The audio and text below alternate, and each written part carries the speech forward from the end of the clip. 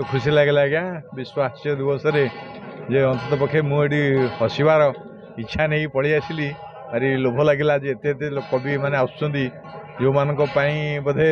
ये मंच आज गोटे गर्वित मुझे भारी खुशी लगला जे कि माने भाव प्रवणतार मंच ये बहुत आनंद देला माने मु तार कुछ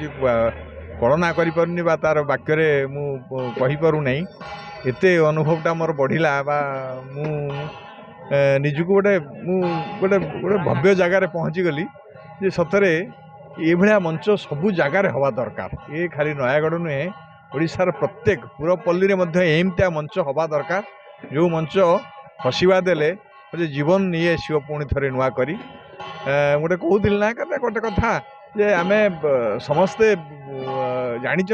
जे जीवन आमर 2 दिन पानी फटका परी यही अच्छी यही ना कि तथापि आमे माने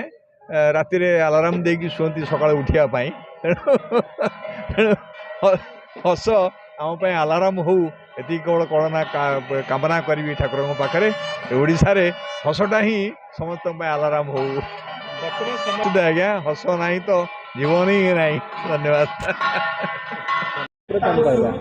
विश्व हास्य दिवस कार्यक्रम अवसर में हसी हसा ये नयागढ़ नुहे गत 5 वर्ष धरी आम पालन करुचु एवं व्यंग कवि मान व्यंगर जो बागीश व्यंगर जो मैंने सुनाम अर्जन कर राज्यस्तरीय उत्सव भली से सब निमंत्रण करुचु एवं प्रत्येक वर्ष ये माटी हूँ जदुमणि माटी जदुमणि नाम नाम स्मारकी स्वरूप जदुमणि हास्य रसिक उपायन आम जड़े व्यंग बागीश को दौचु मानपत्र उपढौकन समेत नगद 21,000 टंका प्रति प्रदान करुचु जदि सरकारी अर्थ आम कौन सेमती सांक्शन गारंटी ना तथापि आम समस्त नयागढ़ जनसाधारण साहाय्य सहयोग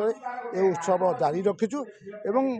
हास्य व्यंग आसर ये राति 10टा 10:30 चलो लोक खुशी